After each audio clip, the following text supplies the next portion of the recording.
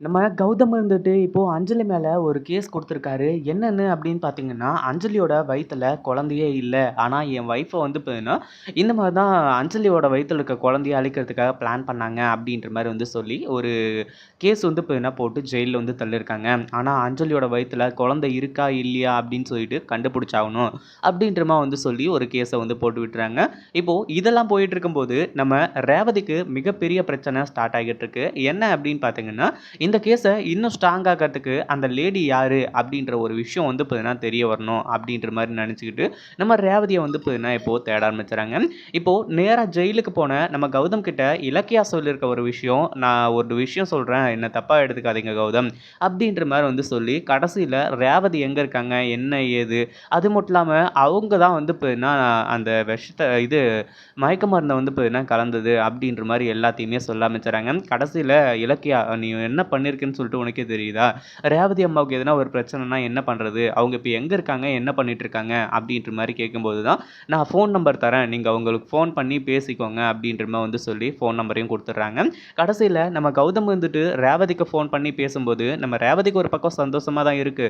ஆனா அதே சமயம் வந்து பார்த்தீங்கன்னா, இப்போ அவங்க கிட்ட இருக்கிற ஆதாரங்கள், அது மட்டும் இல்லாம அவங்களுக்கு என்ன இதில விஷயம் தெரியுமோ, அது எல்லாத்தையுமே வந்து பார்த்தீங்கன்னா, கௌதம் கிட்ட சொல்ல ஆரம்பிச்சுறாங்க. அதுக்கு முன்னாடி என்னவெல்லாம் நடக்குது அப்படின்னு சொல்லிட்டு பார்க்கறதுக்கு முன்னாடி, இப்ப தான் நம்ம சேனலுக்கு ஃபர்ஸ்ட் டைம் வரீங்க அப்படின்னா, கீழ இருக்க சப்ஸ்கிரைப் பட்டன பிரஸ் பண்ணிக்கோங்க. இப்போ நம்ம கௌதம் இருந்துட்டு, நம்ம ரேவதிக்கு வந்து பார்த்தீங்கன்னா, ஃபோன் பண்ண உடனே ரேவதி இருந்துட்டு எப்புட்றா கௌதம் வந்து பார்த்தீங்கன்னா, இலக்கியாவ வந்து காப்பாத்துவாங்க, அப்படின்ற மாரி வந்து நெனச்சுக்கிட்டு ரொம்பவே வந்து பார்த்தீங்கன்னா, வருத்தப்பட்டுட்டு உட்காந்துட்டு இருந்தாங்க. "கௌதம் நீங்களா? எப்படி இருக்க?" அப்படி இப்படின்ற மாரி வந்து நம்ம ரேவதி வந்து கேட்க போயிட்டு, எதுக்காகம்மா நீங்க இப்படி வந்து பண்ணீங்க? எதுக்காக எங்கள விட்டுட்டு போனீங்க?" அப்படி இப்படின்ற மாரி அவங்களும் வந்து கேட்க ஆரம்பிச்சுறாங்க.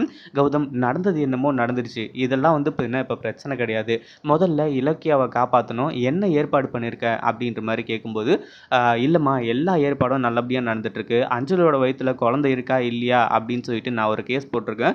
அதனால எந்த ஒரு பிரச்சனையுமே இருக்காது." அப்படின்ற மாரி வந்து சொல்லும்போது, இல்ல கௌதம், இங்க வந்து பார்த்தீங்கன்னா எல்லாமே தப்பா நடந்துகிட்டு இருக்கு. இப்போ கூட வந்து பார்த்தீங்கன்னா, அஞ்சலி கிட்டயும், பைரவி கிட்டயும் வந்து நான் தப்பிச்சு தான் ஓடி வந்தேன். அது மட்டும் இல்லாம அவங்க பேசிட்டு இருந்தத நான் கேட்டேன்.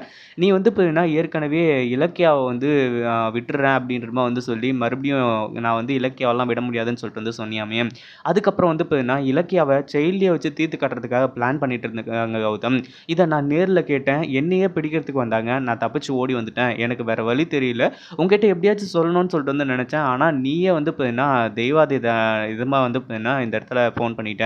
இதுக்கப்புறம் வந்து பிரச்சனை கிடையாது. அது மட்டும் இல்லாம, நீ எப்படியாச்சும் இலக்கியாவ காப்பாத்து கௌதம். ஏன்னா, அவங்க வந்து பார்த்தீங்கன்னா, சும்மா விட போறது கிடையாது. உன்னையும் இலக்கியாவும் பிரிக்கணும் அப்படின்றதுக்காக, என்ன ஏற்பாடு வேணாலும் செய்யறதுக்கு அவங்க தயாரா இருப்பாங்க அப்படின்ற மாரி வந்து சொல்ல ஆரம்பிச்சுறாங்க.